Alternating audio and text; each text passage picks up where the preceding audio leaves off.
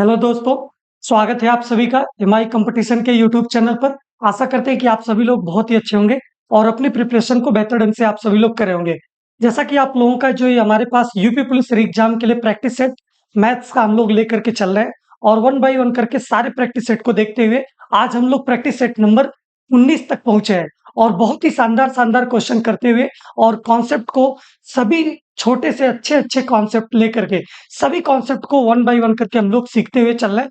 आप लोग बेहतर ढंग से सारी वीडियो को देखें और अगर आप चैनल पर नए आ रहे हैं तो चैनल को सब्सक्राइब कर लीजिए और आगे चल करके जो भी कॉन्सेप्ट यहाँ पर बताया जा रहा है आप लोग कॉपी पेन लेकर के बैठे और उसे नोट करते चलें और ज्यादा से ज्यादा प्रैक्टिस करें ताकि आप लोग अपने एग्जाम में आराम से क्वेश्चन को सॉल्व कर पाएंगे और अपनी प्रिपरेशन को बेहतर कर पाएंगे। तो आप लोग चैनल से जुड़े रहिए, वीडियो को एंड तक देखते रहिए। चलिए हम लोग शुरू करते हैं आज के सेशन को और देखते हैं आज के सेशन में पहला क्वेश्चन कौन सा है, इसे देखने का कोशिश करते हैं। और ये क्वेश्चन आपके जो भी यहाँ पर करवाए जा रहे हैं सारे के सारे क्वेश्चन आप लोग पूरा कंप्लीट देखिएगा और इसी प्रकार के क्वेश्चन आपको एग्जाम में देखने के लिए मिलते हैं। और यहाँ पर जो भी क्वेश्चन हम करवा रहे हैं और इसी प्रकार के क्वेश्चन आपको किसी न किसी एग्जाम में आपको देखने के लिए जरूर मिलता है, तो आप लोग आराम से इसको नोट डाउन करें और देखते हुए चलें। ठीक है, कह रहा है कि निम्न में अपरिमेय संख्या है। मेरे प्यारे साथी, अपरिमेय संख्या क्या होती है और परिमेय संख्या क्या होती है, इस सारे कॉन्सेप्ट को आप लोग फाउंडेशन वाले बैच में आपको सारे डिटेल से सभी चीजों को बताया गया है। तो आप लोग अगर मैथ्स के फाउंडेशन बैच को अगर नहीं देखे हैं तो आप लोगों को डिस्क्रिप्शन बॉक्स में आप लोगों का उसका लिंक दे दिया जाएगा। आप लोग वहां पर जाकर के सारी वीडियोस को देख करके अपनी प्रिपरेशन को बेहतर कर पाएंगे। तो देखिए यहाँ पर कह रहा है कि निम्न में अपरिमेय संख्या है। अब आपको अपरिमेय संख्या निकाल करके बताना है। जो अपरिमेय संख्या है इसे कैसे देखते हैं हम लोग, इसे समझें।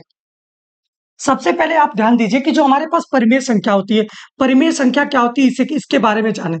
ठीक है, परिमेय परिमेय संख्या, ठीक है, वे संख्या वे संख्या जिन्हें जिन्हें P बटे Q के रूप में P बटे Q के रूप में लिख सकते हैं तथा जो हमारे पास पी क्यू होता है ये पूर्णांक होता है। पी क्यू क्या होता है? पूर्णांक होता है, यानी कि इंटीजर होता है। और q does not equal to zero, q कभी भी जीरो नहीं होगा, तो उसे हम लोग कहते हैं परिमेय परिमेय संख्या कहते हैं। ठीक है, अब इसी के साथ साथ आप लोग अपरिमेय संख्या जाने।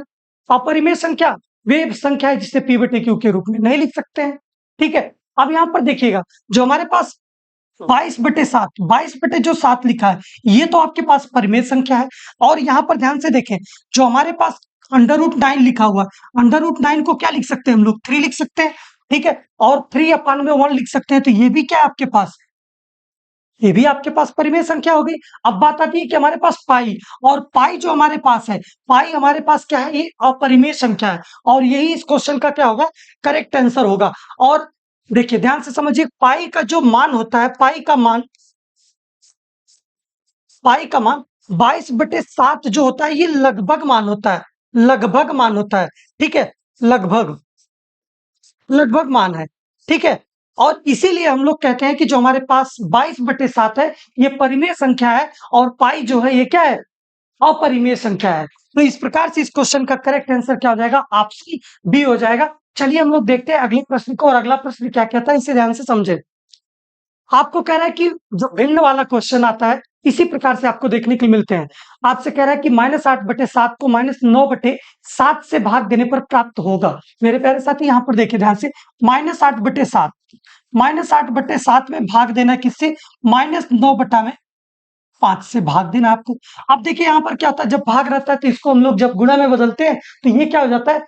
अंश का हर में चला जाता है और हर का क्या हो जाता है? अंश में चला आता है। ठीक है, तो यहाँ पर देखिए जो हमारे पास -8/7 है और यहाँ पर क्या हो जाएगा? गुना में बदलेंगे और ऊपर में हो जाएगा 5 और नीचे में क्या हो जाएगा? -9। अब देखिए ये माइनस इससे कट जाएगा, 8 पंजे में 40 और 7 नामा में कितना आ जाएगा?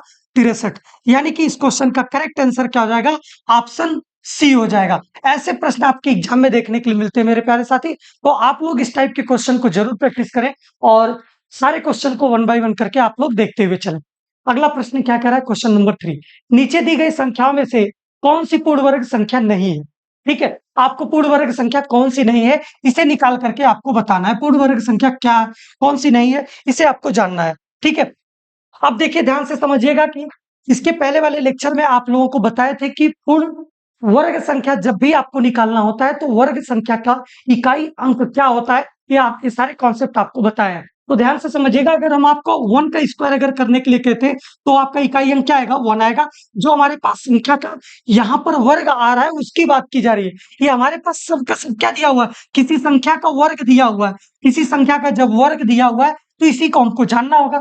अब अगर 2 का अगर वर्ग करने की बात करें तो 2 दुना में क्या हो जाएगा, 4। ठीक है, 3 का अगर वर्ग करने की बात करेगा तो 3 त्रिक का 9, और 4 का अगर करेगा तो 4 चौक को 16, यानी कि इकाई अंक क्या आ रहा है, 6। इसी प्रकार से 5 का वर्ग यानी कि 25, और इकाई अंक आपका आ जाएगा 5। 6 का स्क्वायर करेंगे तो 36 आ जाएगा, इकाई अंक आ जाएगा 6। 7 का स्क्वायर करेंगे तो हमारे पास 49 आ जाएगा और इकाई अंक 9 आएगा। इसी प्रकार से 8 का अगर स्क्वायर करेंगे तो हमारे पास 64 आ जाएगा, इकाई अंक आपका 4 आएगा। 9 का स्क्वायर करेंगे तो 81 आ जाएगा, इकाई अंक आपका 1 आएगा। और 10 का स्क्वायर कर देंगे तो हमारे पास 100 आएगा, इकाई अंक आपका 0 आ जाएगा। अब ध्यान से समझिए कि जो हमारे पास यहाँ पर किसी भी संख्या का जब हम लोग वर्ग कर रहे हैं तो उस संख्या के वर्ग में देखिए इकाई अंक क्या आ रहा है, हमारे पास 1 आ रहा है, 4 आ रहा है, 9 आ रहा है, 6 आ रहा है, 5 आ रहा है, 6 आ रहा है, फिर 9 4 1 0 आ रहा है। अब ध्यान से समझिए कि हमारे पास जो संख्या के इकाई अंक अगर 1 आ रहा है तो ये तो हो सकती है। अगर हम इसको बता रहे हैं कि ये हो सकता है, क्यों, क्योंकि ये हमारे यहाँ पर क्या है, जो भी वर्ग संख्या है वही दिया होगा। ठीक है, और वर्ग संख्या जो नहीं है उसी को निकालना होगा। इसका मतलब कि इकाई अंक अगर 1 है तो ये वर्ग संख्या हो सकती है, ये भी हो सकती है और ये भी हो सकती है। क्यों, क्योंकि इकाई अंक क्या है आपके पास, 1 आ रहा है। और यहाँ पर देखिए इकाई अंक आपके पास यहाँ पर 3 आ रहा है। जब इकाई अंक आपके यहाँ पर 3 आ गया, इसका मतलब ये आ गया कि ये हमारे पास पूर्ण वर्ग संख्या नहीं होगी, क्योंकि यह किसी भी संख्या के वर्ग में पूर्ण वर्ग जो हो रहा है उसमें इकाई अंक 3 नहीं आता है। इसलिए इस क्वेश्चन का करेक्ट आंसर क्या आ जाएगा, ऑप्शन डी हो जाएगा। चलिए हम लोग देखते हैं अगला प्रश्न, और अगला प्रश्न आपका बहुत ही शानदार है, सिंप्लीफिकेशन से है, जो सरलीकरण वाला चैप्टर है उससे ये प्रश्न है, और इसे ध्यान से देखें हम लोग। तो कह रहा है हमारे पास कि जो 1 प्लस इतना दिया हुआ है और इसको सॉल्व करके बताइए। पहले हम लोग ब्रैकेट को सॉल्व करते हैं, ब्रैकेट को सॉल्व करके देखते हैं। यहाँ पर देखिए 10 बटे में 2, यानी कि 10 में अगर 2 से अगर हम लोग भाग देंगे तो हमारे पास 2 से काटेंगे तो कितनी बार कट जाएगा, 5 बार में कट जाएगा। 5 दूना में 10। अब इसको हम लोग सॉल्व करेंगे। यहाँ पर देखिए इसको हम लोग इसको सॉल्व करेंगे, यानी कि इसका एलसीएम लेकर के सॉल्व करेंगे। कितना आ जाएगा, 1 प्लस 4 अपान 2 प्लस 3 अपान। अब यहाँ पर देखिएगा, यहाँ पर इसको सॉल्व करेंगे एलसीएम लेकर के, तो यहाँ पर कितना आ जाएगा, इसका एलसीएम आ जाएगा हमारे पास 2, और यहाँ पर इसको सॉल्व करेंगे 5 दूना में 10 और 10 माइनस 1। ठीक है, ये आ जाएगा। और यहाँ पर माइनस में क्या आ जाएगा, 5 एकम 5, और 5 बटा में क्या आ जाएगा, 2, यानी कि 5 बटे 2 आ गया। अब इसको सॉल्व करिए, 1 प्लस क्या आ जाएगा, 4 अपान 2 प्लस अब 3 अपान, यहाँ पर कितना आ जाएगा, 9 आ जाएगा। और यहाँ ये ऊपर क्या हो जाएगा, ये ऊपर चला जाएगा। ठीक है, अब इसको अगर हम लोग इसको सॉल्व करेंगे तो हमारे पास ये 2 कहाँ चला जाएगा, ऊपर चला जाएगा, यानी कि 2 हमारे पास कहाँ पे चला जाएगा, इसके पास चला जाएगा। ठीक है, अब जब हमारे पास 2 यहाँ चला गया तो इसको अब हम लोग देखते हैं, इसको काटेंगे, 3 से काटेंगे, 3 त्रिक का 9, यानी कि 2 बटे 3 आ गया। फिर से इसको हम लोग एलसीएम लेकर के सॉल्व करेंगे। यहाँ पर माइनस में आपके पास क्या, 5 बटा में 2 है। ठीक है, 1 प्लस 4 अपान 2 प्लस, अब यहाँ पर कितना आ गया है, 2 बटे 3। ठीक है, 2 बटे 3 आ गया और बटे में 1, और इसको हम लोग अब सॉल्व करेंगे आगे। और यहाँ से कितना आ जाएगा, 3 दूना 6 और 6 दो कितना आ जाएगा, 8, यानी कि 1 प्लस 4 अपान, इसका एलसीएम लेकर के हम लोग सॉल्व करेंगे तो यहाँ पर 3 दूना 6 और 6 और प्लस 2, ये आ जाएगा। और ये आपका 3 कहाँ चला जाएगा, ऊपर चला जाएगा, और माइनस में क्या आ जाएगा, 5 बटा में 2। अब इसको सॉल्व करेंगे, यहाँ पर इसका एलसीएम ले लेंगे, 6 2 8 हो जाएगा, 8 इसका एलसीएम आ गया, और यहाँ पर 8 एकन्नम 8 और प्लस 4 3 12, और माइनस में क्या आ जाएगा, 5 बटा में 2। अब इसको हम लोग सॉल्व करेंगे आगे चल करके, 12 में 8 जोड़ेंगे 20 हो जाएगा, और 20 बटा में 8 माइनस 5 बटा में 2। ठीक है, 20/8 और 5/2। अब इसको हम लोग काटेंगे, 4 से काटेंगे, 4 पंजे में 20, ठीक है, 4 पंजे में 20 और 4 दूना में 8, यानी कि 5/2 माइनस 5/2, 5/2 माइनस 5/2, यानी कि आपके पास आ गया, ये क्या हो गया, कट करके 0 आ गया, और 0 इस क्वेश्चन का करेक्ट आंसर होगा, यानी कि ऑप्शन सी इस क्वेश्चन का राइट आंसर हो जाएगा। मेरे प्यारे साथी, आप लोगों को इसी प्रकार से स्टेप बाय स्टेप आप लोग ऐसे सॉल्व करेंगे तो आप लोगों की कैलकुलेशन गलत नहीं होगी। अदरवाइज तुक्का मारने का कोशिश करेंगे, जल्दीबाजी करेंगे तो आपके क्वेश्चन गलत हो जाएंगे। चलिए हम लोग देखते हैं अगले प्रश्न को, और अगले प्रश्न क्या कह रहा है। यदि एक कक्षा के छात्र 6 या 8 या 10 का एक निश्चित समूह बना सकते हैं, तब कक्षा में छात्रों की न्यूनतम संख्या आवश्यक रूप से होगी। मेरे प्यारे साथी, आप लोगों को क्या करना होगा कि जब न्यूनतम की बात करता है तो ल स आपको लेना होता है, और ल स निकालेंगे किसका, ल स निकालेंगे जो हमारे पास ये संख्या दी हुई है 6, 8 और 10 की। 6, 8 और 10 का ल स निकाल लेंगे, 6, 8 और 10 का ल स निकालेंगे तो हमारे पास यही आंसर इसका आ जाएगा। अब मेरे प्यारे साथी इसे ध्यान से देखें, अगर आप चाहें तो ऑप्शन से भी इसे सॉल्व कर सकते हैं, ऑप्शन से सॉल्व कर सकते हैं, और अदरवाइज आप लोग एलसीएम लेकर के सॉल्व कर सकते हैं। दोनों चीजों से मैं आपको बता दे रहा हूँ। 6 से अगर काटेंगे, इसको देखें, 6 त्रिक 18 कट जा रहा। 8 से काटेंगे तो 8 से ये नहीं कटेगा 180, इसका मतलब ये आपसे आपका हो नहीं सकता। अब उसके बाद 6 से काटेंगे तो ये तो 10 बार में कट जाएगा, और 10 से भी काटेंगे कट जाएगा, लेकिन आपका 8 से नहीं कटेगा, इसका मतलब ये भी आपका ऑप्शन नहीं हो सकता है। 120 को चेक करें, 6 से काटेंगे, 6 दूना 12, 20 बार में कट जाएगा। 8 से काटेंगे, 8 एक 8 और 8 पंजे 40, 15 बार में ये कट जाएगा, और 10 से काटेंगे तब भी ये क्या हो जाएगा, 12 बार में कट जाएगा। इसका मतलब इस क्वेश्चन का करेक्ट आंसर क्या हो जाएगा, ऑप्शन सी हो जाएगा। जो संख्या से कट जाता है वही आपका आंसर होगा। और यहाँ पर देखिए, ये आपका नहीं कटेगा, 6 से काटेंगे, 6 चौका 24, 8 त्रिक 24, ये भी कट जा रहा है, यानी कि ये भी हो सकता है। ये दोनों ऑप्शन आपके हो सकते हैं, लेकिन देखिए जब यहाँ पर उसी संख्या से, तीनों की तीनों संख्या से अगर ये वाला कट जा रहा है, तो आपसे कहा क्या है, न्यूनतम संख्या की आवश्यकता है, यानी कि न्यूनतम संख्या, यानी कि न्यूनतम संख्या का मतलब होता है ल स, आप जो निकाल रहे हैं वो छोटी वाली संख्या होनी चाहिए, यानी कि 120 इस क्वेश्चन का करेक्ट आंसर हो जाएगा। अब इसे आप लोग देखें, ये आपका, ये भी आपका आंसर नहीं होगा। आप लोग चाहें तो इसका एलसीएम लेकर के देख सकते हैं, एलसीएम लेकर के देखें इसको। 2 से काटेंगे, 2 तिहाई 6, 2 चौको 8 और 2 पंजा में 10, फिर 2 से काटेंगे, 3 बार में कट जाएगा, 2 2 दूना 4 और 5 कटेगा नहीं, फिर 2 से काट दें, ठीक है, और यहाँ पर ये आ जाएगा। फिर 3 से इसको काटेंगे एक बार में, और ये एक बार में कट जाएगा। 2 दूना में 4, दूना में 8 और 8 त्रिका 24, और यहाँ पर ये 5 को भी काटना है ना, तो 5 एकन्नम 5, यानी कि 24 में अगर हम लोग 5 का मल्टीप्लाई करेंगे तो हमारे पास कितना आ जाएगा, 120 आ जाएगा, और 120 इस क्वेश्चन का राइट आंसर होगा। मेरे प्यारे साथी, आप जिस भी मेथड से चाहें वैसे सॉल्व कर सकते हैं। चलिए हम लोग देखते हैं अगला प्रश्न, और अगला प्रश्न आपका बहुत ही शानदार है। इस प्रकार का क्वेश्चन भी आपको एग्जाम में देखने के लिए मिलते हैं। कह रहा है 1:8 का घनानुपात एवं घनमूलानुपात क्रमशः निकाल करके बताइए। घनानुपात और घनमूलानुपात कैसे निकलेगा, इन सारी चीजों को जानने को पहले कोशिश करते हैं, उसके बाद आगे चीजों को हम लोग देखते हैं। घनानुपात का मतलब क्या था कि जब आपसे कोई कहता है घनानुपात, घनानुपात की अगर बात किया, जैसे मान लेते हैं हमारे पास संख्या, एक संख्या हमारे पास ए है और दूसरी संख्या हमारे पास क्या है, बी है।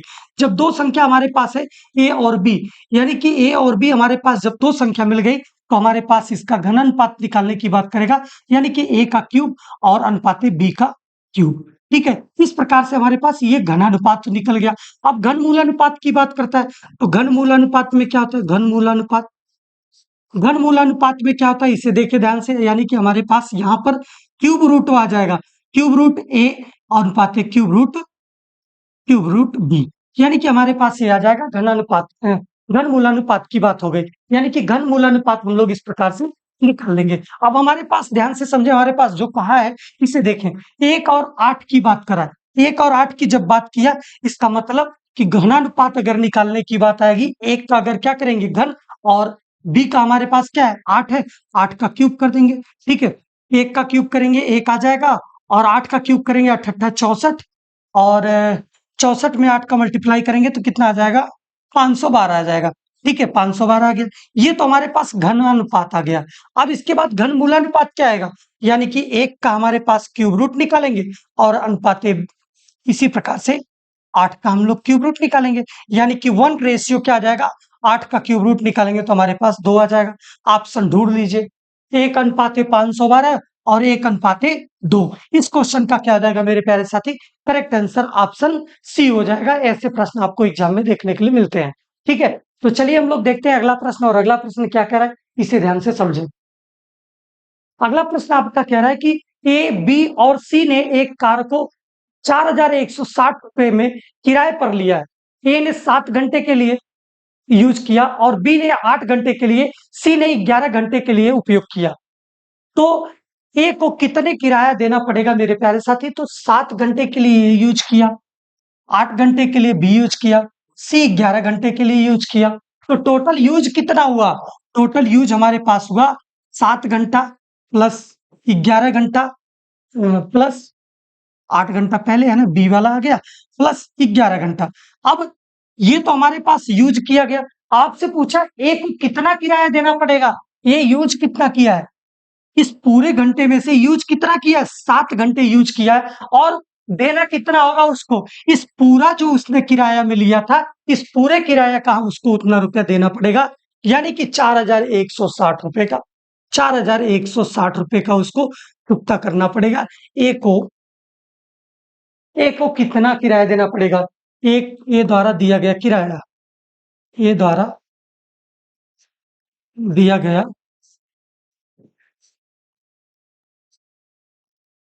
किराया। ठीक है, तो यानी कि यहां पर कितना आ जाएगा, 4,160 गुना में 7 और बटा में कितना आ जाएगा, 8 7 15 15 1 16 10 कितना आ जाएगा, 26। 2 से काटेंगे 13 बार में कट जाएगा, और 2 से काटेंगे 2 दुना में 4, और 2 आठे में 16 जीरो। 13 से काटेंगे 13 एक कन्नम 13, ठीक है, 13 एक कन्नम 13, और यहां से इसको जब काटा गया 13 एक कन्नम 13, और 7 बचेगा, 13 छक 78, 6 बार में जीरो, यानी कि 160 गुना में 7, 7 सुनियम सुन्ना, 7 छक 42 को 2, हासिल आपका लगेगा 4, 7 एक कन्नम 7 और 7 4 11, 1120 रुपए, 1120 रुपए उसको किराया चुकता करना पड़ेगा ए को। ठीक है, इस प्रकार से इस क्वेश्चन का राइट आंसर क्या हो जाएगा, ऑप्शन बी हो जाएगा। चलिए हम लोग देखते हैं अगला प्रश्न, और अगला प्रश्न आपका बहुत ही शानदार है, और 8 क्रमागत संख्याओं का औसत 6.5 है। तो उनमें सबसे छोटी और सबसे बड़ी संख्या का औसत क्या होगा, इसे आपको निकाल करके बताना है। अब इसका औसत निकालने के लिए ध्यान से समझे कि 8 क्रमागत संख्याओं की बात किया है। जब 8 क्रमागत संख्याओं की बात किया है तो कह रहा है कि सबसे छोटी और सबसे बड़ी संख्याओं का औसत क्या होगा मेरे प्यारे साथी। तो औसत बराबर हमारे पास क्या होता है, औसत बराबर होता है क्रमागत। जब आपको क्रमागत संख्या दिया हो, जब क्रमागत दिया हो, जब क्रमागत दिया हो, उस केस में हम लोग क्या करते हैं, पहली संख्या और प्लस अंतिम संख्या, पहली संख्या और अंतिम संख्या, और बटा में क्या लेते हैं हम लोग, 2 लेते हैं। यही तो हमारे पास औसत आता है। ठीक है, पहली संख्या प्लस अंतिम संख्या बटे में क्या होता है, 2, और यही आपका औसत बनता है। तो मेरे प्यारे साथी अब यहाँ पर ध्यान से समझें, सबसे छोटी संख्या और सबसे बड़ी संख्या, इन दोनों का औसत होता है। 8 क्रमागत संख्याओं का औसत कितना है, आपको दिया है 8 क्रमागत संख्याओं का अनुपात औसत दिया है 6.5। इसका मतलब कि हमारे पास सबसे छोटी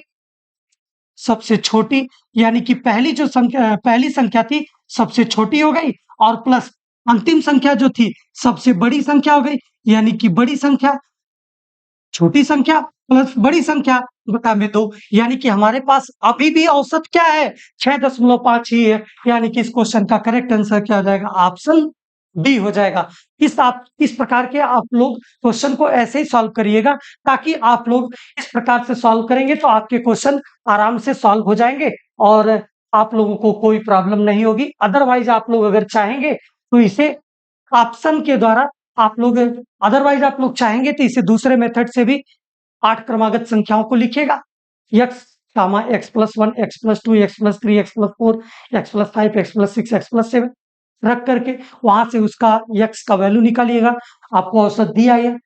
एक्स का वैल्यू निकाल लेंगे, एक्स का वैल्यू निकाल करके तो पहली संख्या और अंतिम संख्या में रखेंगे, फिर उसको 2 से डिवाइड करेंगे, तब वही आपका क्या आएगा, फिर से पुनः औसत आपका यही आ जाएगा। ठीक है? तो इस प्रकार से आप लोग इस टाइप के क्वेश्चन को सॉल्व करेंगे। ऐसे ही बेहतरीन-बेहतरीन कॉन्सेप्ट आपको हम लोग लेकर के आते रहेंगे और डेली 1 बाय 1 करके आपको सारी चीज़ें, सारे कॉन्सेप्ट सिखाते हुए चल रहे हैं। बस वीडियो को आप लोग एंड तक देखते रहिए। चैनल पर नए हैं तो चैनल को सब्सक्राइब कर लीजिए, ताकि ज़्यादा से ज़्यादा आप लोग देख सकेंगे, अपनी प्रिपरेशन को बेहतर कर सकेंगे। लाइक करिएगा, शेयर करिएगा और कमेंट करना ना भूलिएगा। इसी के साथ बहुत-बहुत धन्यवाद। जय हिंद, वंदे मातरम।